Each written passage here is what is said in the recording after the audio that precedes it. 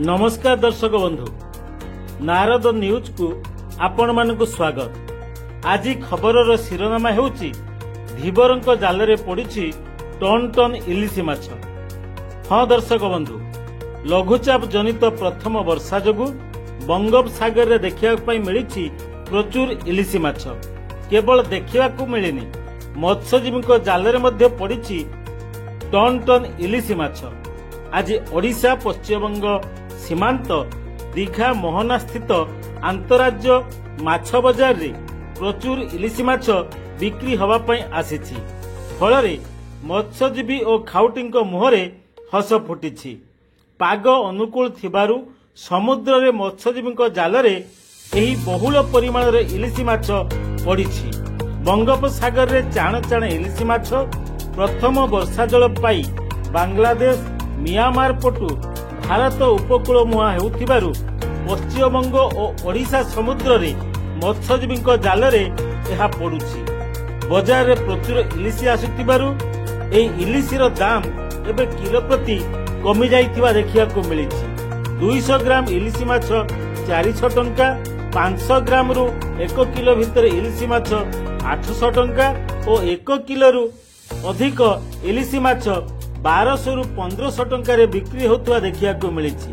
तेबे आगकु पाग जदि अनुकूल रुहे तेबे आहुरी अधिक इलिसी माछ जहा धरा पड़ियो बोली दीघा मत्स्यजीवी संघ पक्षरु सूचना दिया जाइछि।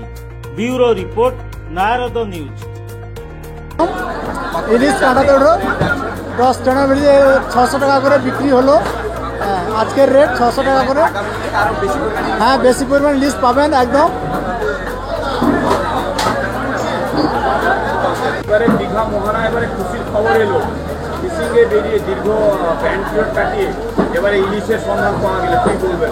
না, ইলিশ তো ছিলই না, আজকের মোটামুটি একটু দেখা গেছে ওই 10-15 টন মাছ আজকে ল্যান্ডিং হয়েছে।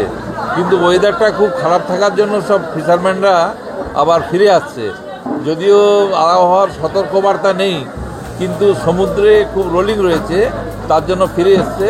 তবে যে ওয়েদার আমরা এখন দেখতে পাচ্ছি, আমরা আশা করছি যে মাছ এবছর ভালো হবে, অন্যান্য বছরের চেয়ে ইলিশ খুব ভালো হবে। যেটা দেখা গেছিল দীর্ঘদিন পাড়া কাটিয়ে এর আগের বছর তেমন কোনো ইলিশ পাওয়া যায়নি, এবছর ব্যান্ড পিরিয়ড কাটিয়ে বেরোচ্ছেন, মৎস্যজীবীরা ফিরে এসে কি বার্তা দিচ্ছেন? না, ওরা যারা ফিরে এসছে কিছু কিছু পেয়েছে, এই তো প্রথম এলো, আর বাকি সবাই এখনো ফেরেনি। আজকেরই 10-15 টন ল্যান্ডিং হয়েছে, আজ থেকে শুরু হলো। আমরা আশা করছি হ্যাঁ আজকেই প্রথম পাওয়া যাচ্ছে। গতকাল রেটটা 600-700 টাকা থেকে শুরু, এই 500-600 গ্রাম মাছটা। এরপর 1 কিলো 1200 মাছ হয়ে গেলে ওটা 1500-1600 এরকম দাম হয়ে যাচ্ছে। এখনো ফিশিংয়ে কিছু ট্রলার রয়েছে, কিন্তু বাতাস আছে বলে অনেকে ফিরে এসছে। কিন্তু যারা রয়েছে তারা ফিশিং করতে পারছে না, বাতাস রয়েছে। তবে সব সম্পূর্ণ হলে বা সবাই ফিরে এলে মনে হচ্ছে যে আমরা এবছর ইলিশ ভালোভাবে পাবো এবং সব বাঙালির পাতে ইলিশ পৌঁছে দিতে পারবো।